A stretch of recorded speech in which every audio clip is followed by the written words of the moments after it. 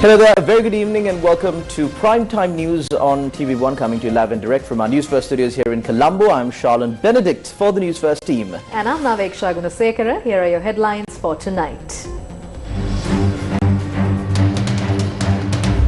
Israel accuses Iran of violating the ceasefire. Iran denies the accusation. Trump, displeased, calls on Israel to stop bombs and says, "Bring your pilots home now." Middle Eastern airspace that was closed down in the wake of the Iranian missiles being fired reopened. Neurosurgeon in remand custody accused of operating on brain-dead patients. Police department to recruit 5,000 police officers. UN High Commissioner for Human Rights meets Prime Minister and Foreign Minister. Angelo Matthews out and Senal Dinusha in for the test match against Bangladesh.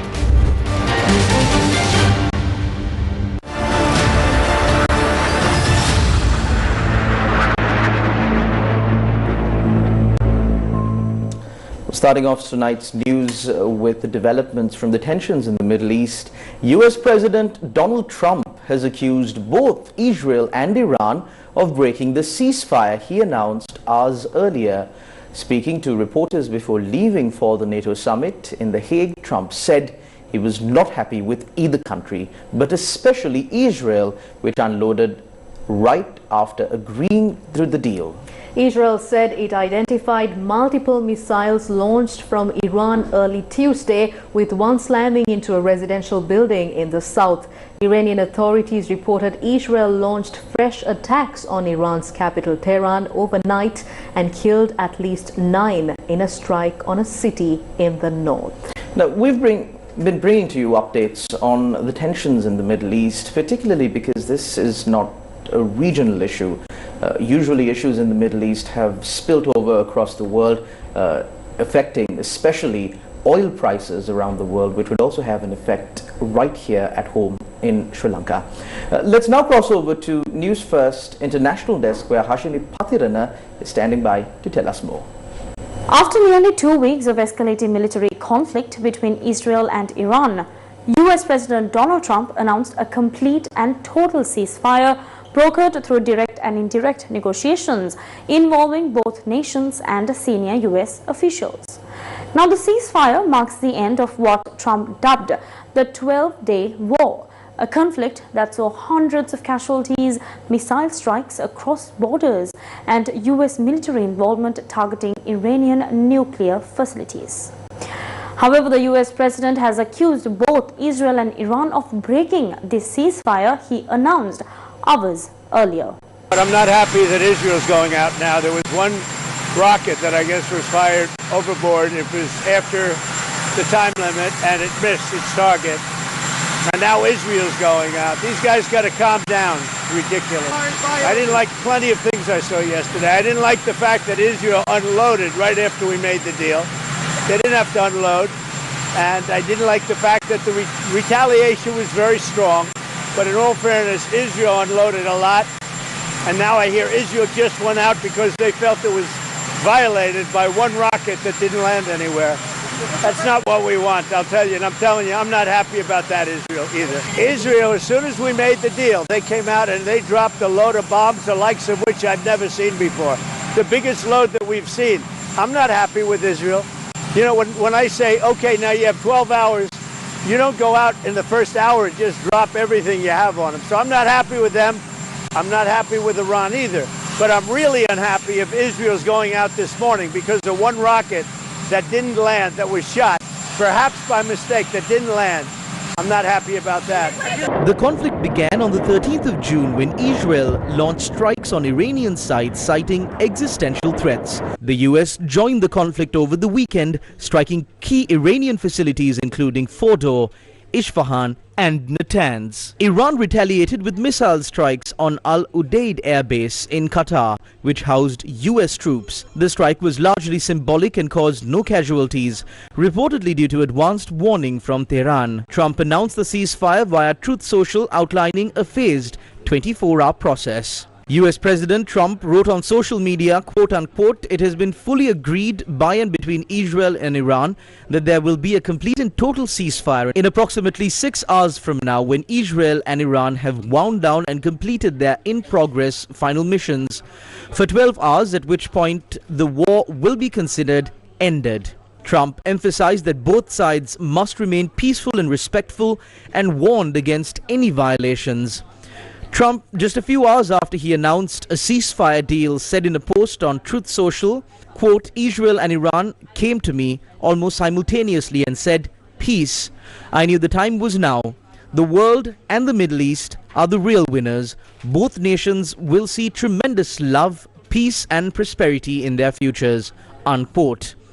US President also wrote, quote, "They have so much to gain and yet so much to lose if they stray from the road of righteousness and truth. The future of Israel and Iran is unlimited and filled with great promise. God bless you both."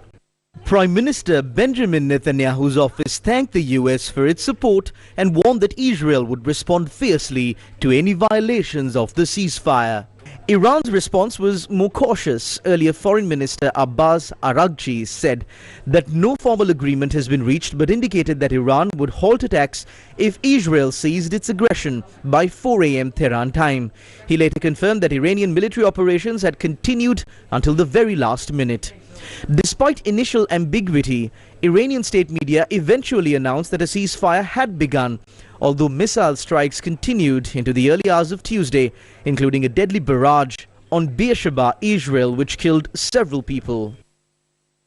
Iran fired missiles at a major United States military base in Qatar on Monday in retaliation for the American attack on 3 Iranian nuclear sites this past weekend. But US President Donald Trump, saying that Iran had given advance warning of the strike, immediately thanked Tehran for exercising restraint and said it was time for peace. However, later he announced on social media that Israel and Iran had agreed to a ceasefire after more than a week of tit-for-tat missile strikes and a weekend attack on Iranian nuclear facilities by American bombers and cruise missiles. So what happened to Qatar and Iraq? Late Monday evening, Qatar announced the closure of its airspace, citing the safety of its citizens and visitors. Later, Kuwait, Bahrain, UAE added to the list, closing their airspace temporarily as a precautionary measure. Iranian missiles targeted the largest US base in the Middle East, Al Udeid, in what it said was a response to the US bombing of 3 of its nuclear program facilities on Saturday evening. Al Udeid is home to the US military's headquarters for all air operations in the region. Some British military personnel also serve there on rotation. The attack was first confirmed by Iranian state media and later by the military. The US had previously warned Iran not to respond to the strikes on nuclear facilities and urged leaders in Tehran to agree to a diplomatic end to hostilities in the region. There were differing reports about how many missiles were fired. Iran said 6, the US said 14, and Qatar responded by Reuters saying 19, all of which, it added, were intercepted. No one had been reported killed or injured. It became apparent soon afterwards that Iran had given warning that it was preparing to launch missiles. 3 Iranian officials, meanwhile, said that Iran did not harm anyone in the attack, but that his country would not submit to anyone's violation. We stand after very bitter conditions the region has lived and challenges unprecedented. The sovereignty of the state of Qatar was violated as the Iranian Revolutionary Guard launched a missile attack on the US military base in Al Udeid, which we strongly and vehemently condemn. Following the recent ceasefire between Israel and Iran, several Middle Eastern nations have reopened their airspace, signaling a return to normalcy in regional aviation. According to international media reports, Qatar, Bahrain and Kuwait have lifted temporary airspace restrictions imposed during the conflict. Due to the ongoing conflict in the region, Lankan Airlines had taken steps to redirect passengers who were previously flown back to Colombo. The airline stated that flights bound for Qatar and Kuwait were diverted to Oman for refueling before being brought back to Colombo. Passengers from these flights are now being rerouted to their original destinations with the necessary aircraft deployment for their travel. Accordingly, the flight to Kuwait was scheduled to depart at 6:15 p.m. and the flight to Qatar was scheduled to depart at 6:55 p.m. today. Meanwhile, Lankan Airlines also announced that its flights to London will operate today via Saudi Arabia as a precautionary measure. The Ministry of Interior in the Kingdom of Bahrain has confirmed that the situation has returned to normal. Roads, shopping malls and public facilities are operating as usual at the time of this broadcast. Meanwhile, the Sri Lankan Embassy in Bahrain has urged its residents to stay alert and follow only official security advisories, echoing a similar guidance from other diplomatic missions in light of recent tensions. In a major diplomatic breakthrough, Bahrain has welcomed US President Donald Trump's announcement of a full ceasefire agreement between Iran and Israel. The foreign ministry described the move as a positive development towards lasting peace and regional stability. The announcement has drawn support from Saudi Arabia and European Union, both praising the step as a path to de-escalation. However, Qatar has summoned Iran's ambassador after the missile attack on US base located on Qatari soil. Doha strongly condemned the attack, calling it a blatant violation. What happens next? Will we be affected? Historically, any crisis in the Middle East tends to directly impact global oil supply, either through price hikes or supply disruptions. Now, if Iran decides to close the Strait of Hormuz, it could block nearly 20% of the world's oil supply. Additionally, if OPEC, the leading oil-producing bloc, decides to cut production, prices could rise even further. However, none of these scenarios have occurred yet. Let's look at how oil prices have reacted during past crises. 1990 to 1992, First Gulf War. Brent crude rose to around $40 per barrel. Second Gulf War. Prices continued to climb, eventually reaching $80 per barrel. And in 2008, the most dramatic spike, with Brent crude exceeding $140 per barrel. 2011 to 2013, Arab Spring. Prices again surged past $120 per barrel. Now, Russia-Ukraine conflict. Brent crude once more crossed the $120 mark. And currently, Brent crude is trending toward an $80 per barrel, indicating a gradual upward trend.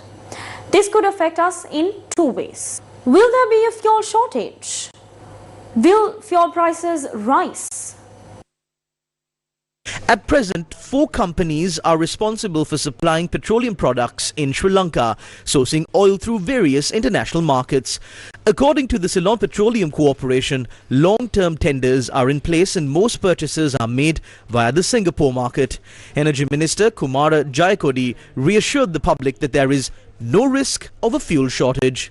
අපි ළඟ මාස දෙකකට දෙකමාරකට අවශ්‍ය සැපයුම් තහවුරු කරලා තොග තියෙනවා. We have confirmed supplies for the next 2 to 2.5 months. There's no issue with stock levels. Agreements are in place until December and we've secured supplies even beyond August. We are not waiting to see what happens with the war.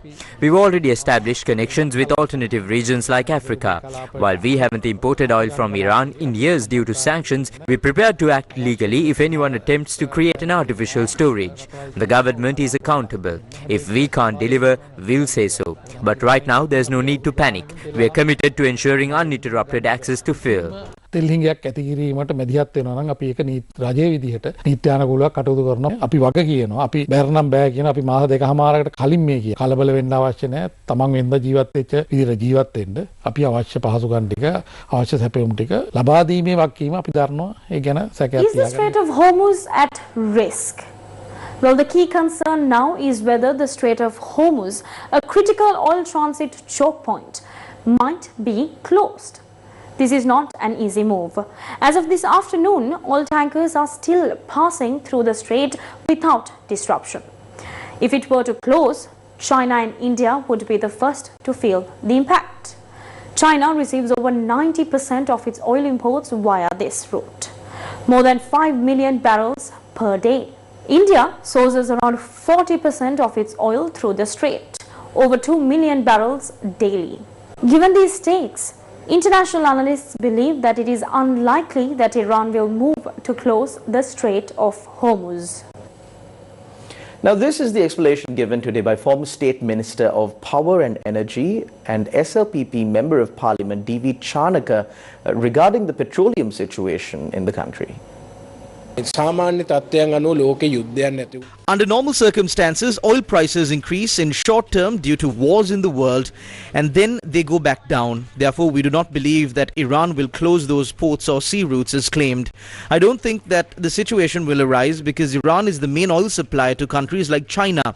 I do not believe that there will be a major change in global oil prices, but it is always good to be on alert. A cabinet committee has been appointed to assess the prevailing situation in the Middle East. The decision to appoint the committee was taken during yesterday's cabinet meeting. Foreign Affairs Minister Vijitha Herath will serve as the chair of the committee. The other members include Ministers Vasantha Samarasinghe, Kumara Jayakodi and Samantha Vidyaratna.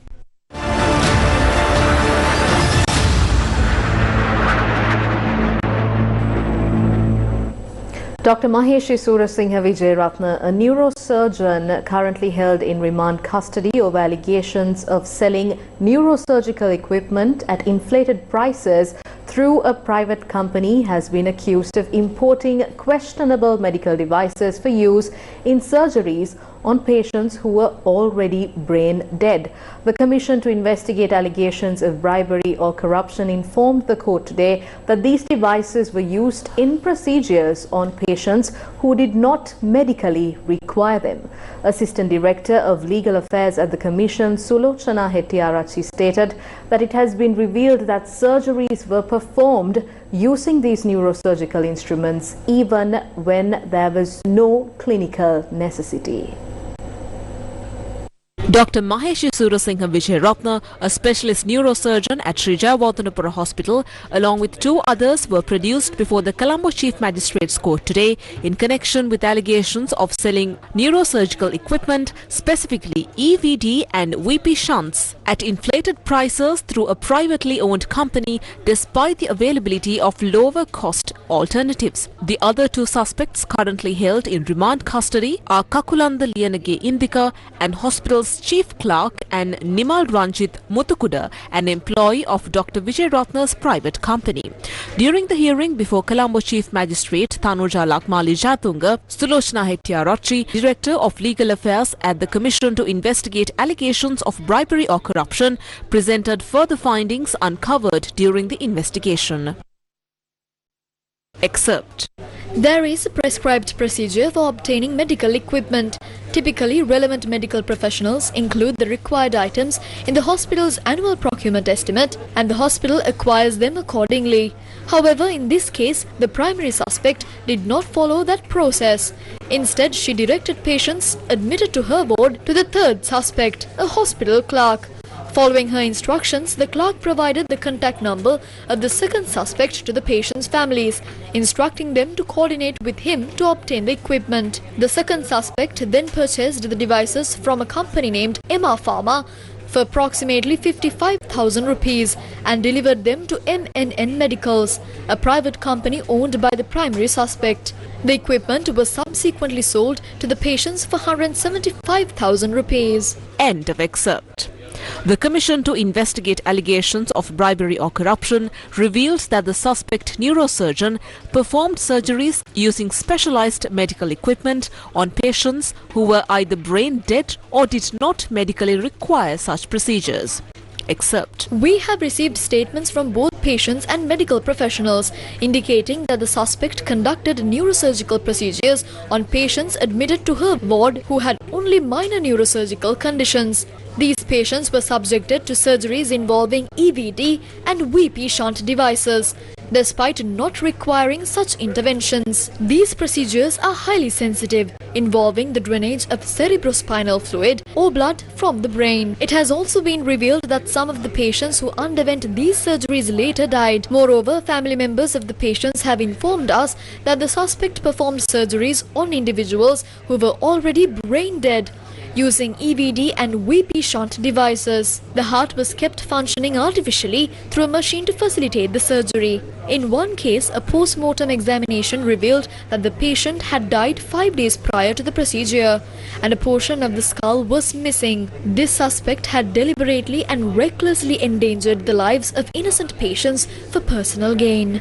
End of excerpt. The Director of Legal Affairs at the Commission to investigate allegations of bribery or corruption requested that the suspects be further remanded, stating that granting bail could hinder the ongoing investigation. Meanwhile, attorneys representing the suspects submitted bail applications to the court. President's Counsel Salia Piris, appearing on behalf of the primary suspect, Dr. Maheshi Sura stated that she is the only neurosurgeon currently serving at Sri Jayawardenepura Hospital. Excerpt. Obtaining medication or medical equipment from outside government hospitals is not an unusual practice. It is common for doctors to advise patients to procure necessary items externally when such items are unavailable at the hospital. That is what has happened in this case. My client has not gained any personal benefit from this process. Therefore, I respectfully request that she be released on suitable bail conditions. End of excerpt. President's Counsel Anuja Prevaratna, representing the third suspect, argued that his client merely carried out duties assigned to him by the primary suspect. Excerpt. I'm not sure whether the officers of the Bribery Commission watched the news the other day. During a news broadcast on the Sirasa Media Network, Deputy Minister of Health Hansaka Wijayamuni stated that there is no restriction on obtaining essential medicines from outside when they are not available in hospitals. If that is the case, then this process cannot be considered illegal. My client simply performed his duties and received no personal gain. Therefore, I request that he be released on appropriate bail conditions. End of excerpt. However, Colombo Chief Magistrate Thanuja Lakmali Jayatunga rejected the bail applications and ordered that all three suspects, including the primary suspect, be remanded until the 8th of July. Further submissions were postponed to that date. United Nations High Commissioner for Human Rights, Volker Turk, who is currently on an official visit to Sri Lanka, met with the Prime Minister and the Minister of Foreign Affairs. The meeting between United Nations High Commissioner for Human Rights, Volker Turk, and Prime Minister Dr. Harini Amarasuriya took place at the Prime Minister's office.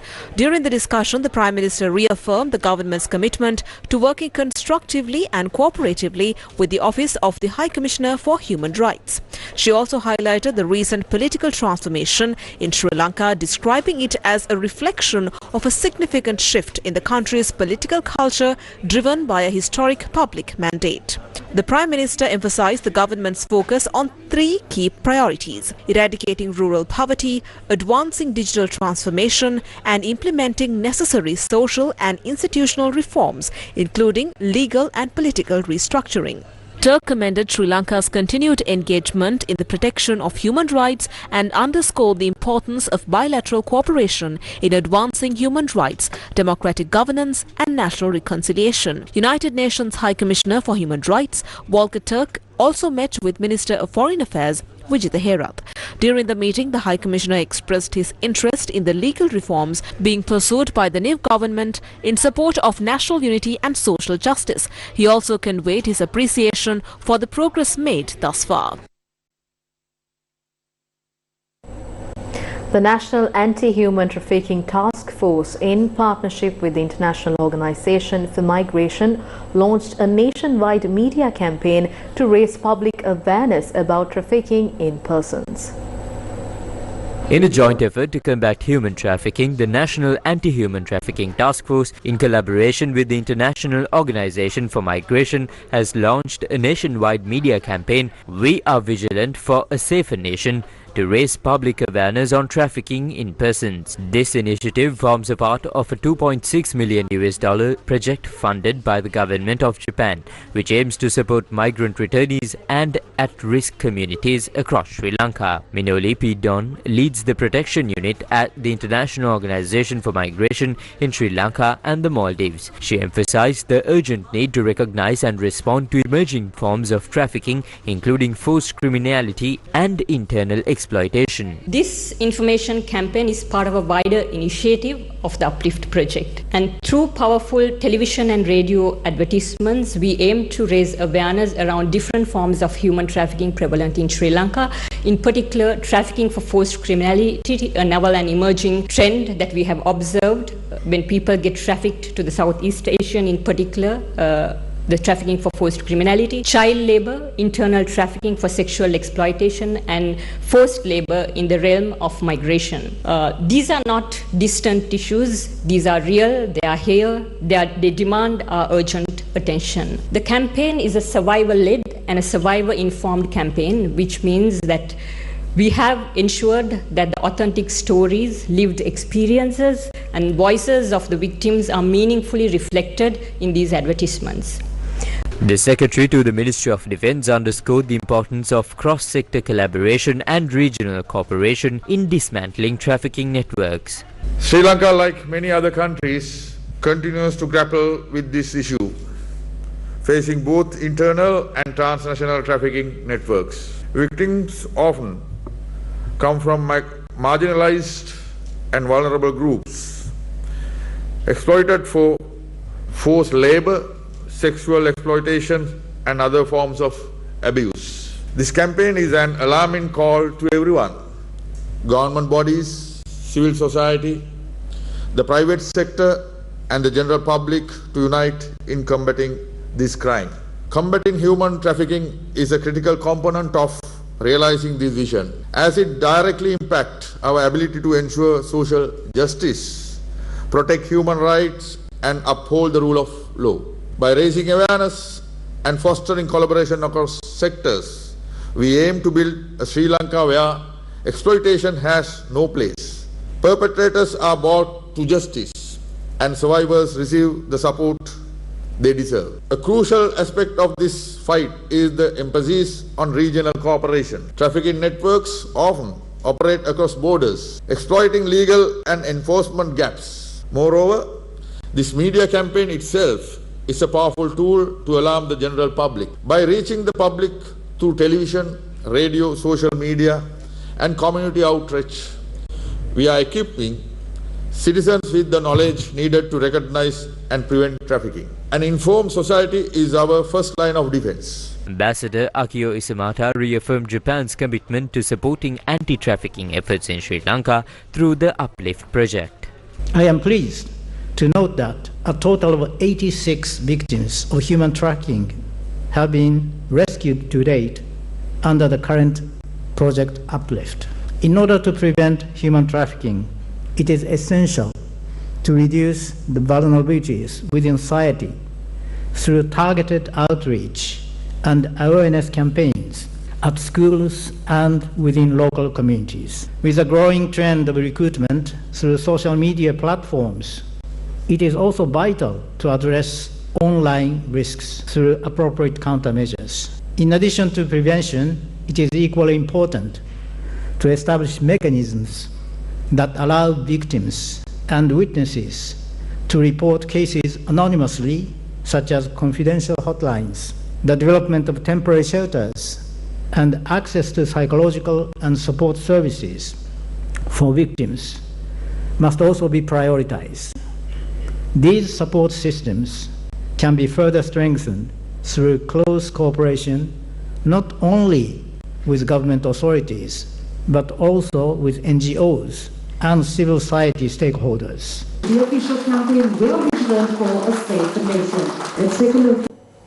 The initial phase of the Single Window project aimed at expediting the delivery of government services to stakeholders in international trade was officially launched today.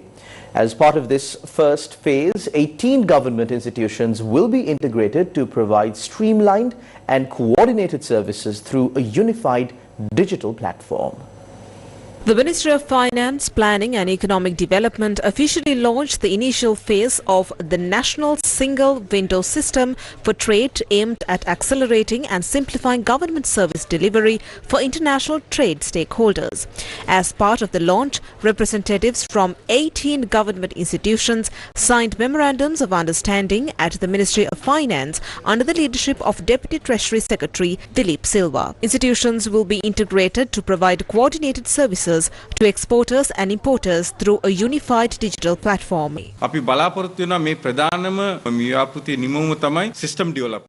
We expect the key output of this initiative to be the development of a system. Procurement for this system is scheduled for later this year. Currently, importers must approach multiple agencies such as customs, SLSI or plant quarantine, depending on the nature of the goods. The national single window will allow businesses to submit a single entry point which will then be routed to all relevant agencies. The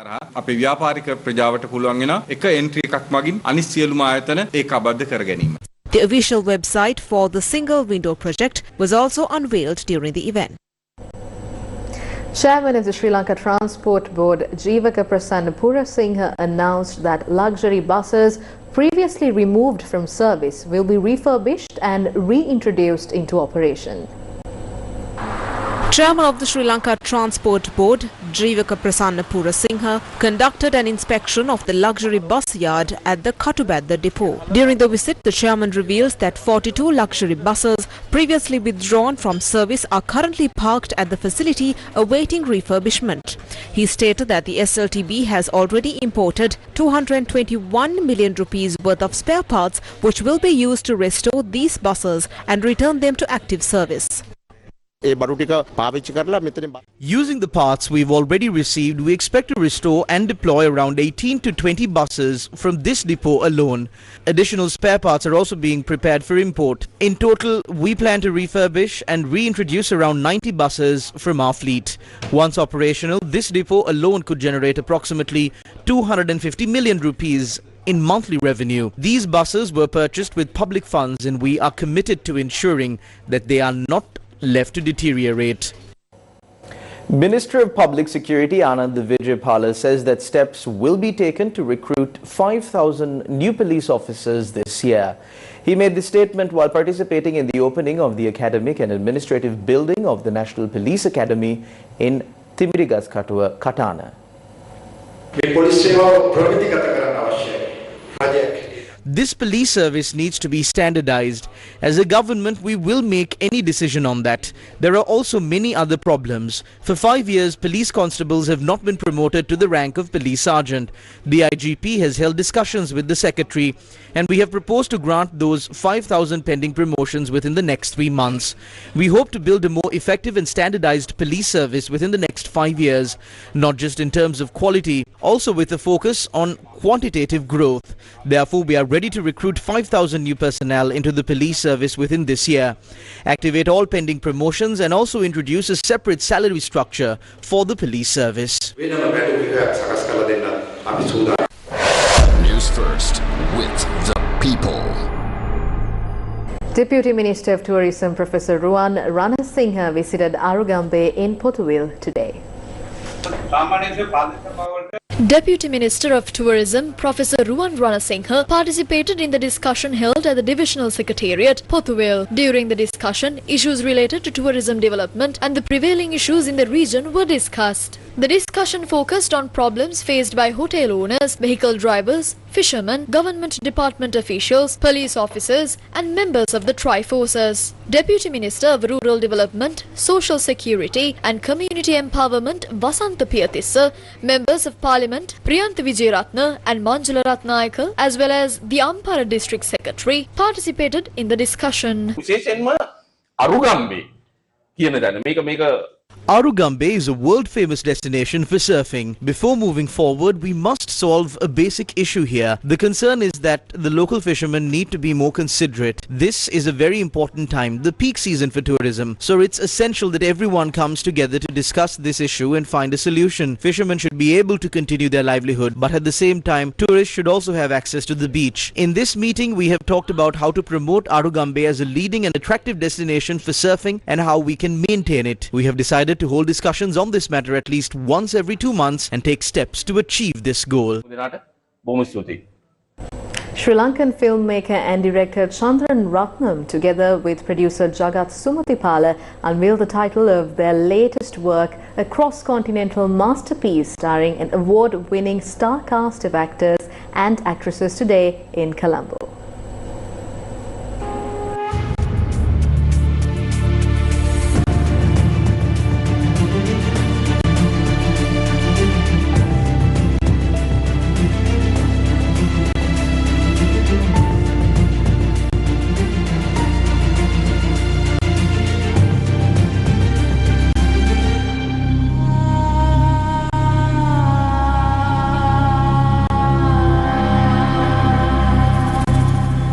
In an unparalleled accomplishment for Sri Lanka's film industry, award-winning director Chandran Ratnam collaborates with producer Jagat Sumatipala of Sumati Studios and internationally acclaimed James Ratnam as the screenwriter to immortalize the story of 17-year-old Rizana Rafiq. Titled Rizana, a Caged Bird, a story based on Rizana Rafiq, who was beheaded in Saudi Arabia for allegedly killing a baby in her care in 2005. A case widely condemned by rights groups, will be in the spotlight of Chandran Ratnam's latest work of art. The title unveiling ceremony was attended by the film's main cast, including Academy Award-winning British actor Jeremy Irons and multi-award-winning South Asian actor Varalakshmi Sarath Kumar, along with emerging actor Vidushika Reddy, who will be portraying the lead role of Rizana Rafiq in the film. I am a dreamer. I dreamt that this is going to happen, and it's happening. Basically, I'm very happy because once again, one of my dreams are coming to fruition. So I couldn't be happier. We've got a good unit here on my left here. I mean, you know, it's things have to become magic in our industry. We try so hard and sometimes it never clicks. But sometimes we grab the magic. And that's what we have got right now. And we'll continue to do it. Speaking at the unveiling ceremony, award-winning actors Jeremy Irons and Varalakshmi Sarath Kumar highlighted Sri Lanka's warmth, country's scenic charm and the kindness of its people. So reading the script, which is beautifully written, I have to say, James, you know, it's a great story, but it's also very well told. I thought I'd love to be a small part of that. I also wanted to come to Sri Lanka. I'd never been. I'd been to India a bit, but never to Sri Lanka. And so many people told me, oh, it's the most wonderful island, the most wonderful country. The people are so friendly and kind, and you'll have a wonderful time. And so that encouraged me to come here. I'm very happy to be here. Thank you for asking me. And I hope we don't let you down. Not at all, not at all. Driving up here from the south to Colombo and seeing your extraordinary country, the beauty of it and the way that it works. So yeah, it's really, there's no disappointment for me being here. Aibovan and Kohomade. That's the maximum Sri Lanka I could learn in a quick span. I've been to Sri Lanka many times before, but I've never been this south. So when I was driving this time, it was just beautiful and the greenery is amazing. And there's so much warmth with all the people that I've come into contact with, and everybody's just so much love everywhere. And I think I'll always remember Sri Lanka from now on fondly, I think, because it's given me my first platform into the world of international cinema. The world loves an underdog, and I think right now Sri Lanka is the underdog. With a mix of Sri Lankan, Hollywood and South Asian star power, Rizana, a Caged Bird, is set to elevate Sri Lanka's film industry to new heights while amplifying a message the world must not ignore.